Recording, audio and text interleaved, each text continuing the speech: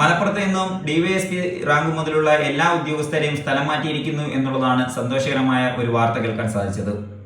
Nilambur PV Anwar MLA ധീര പോരാട്ടത്തിനൊടുവിൽ അതിന് നല്ല രീതിയിലുള്ള ഒരു പോസിറ്റീവ് റിസൾട്ട് വന്നു തുടങ്ങിയെന്ന് വേണം നമുക്ക് പറയാൻ.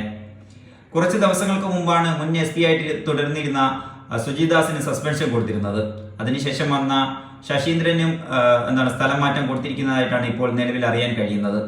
എന്തായാലും വളരെ സന്തോഷകരമായിട്ടുള്ള ഒരു വാർത്തയാണ്. 8 DYSP ഉദ്യോഗസ്ഥരെയും അതുപോലെ തന്നെ നിലവിലെ SP ശശീന്ദ്രനെയുമാണ് സ്ഥലം മാറ്റിയിരിക്കുന്നത്.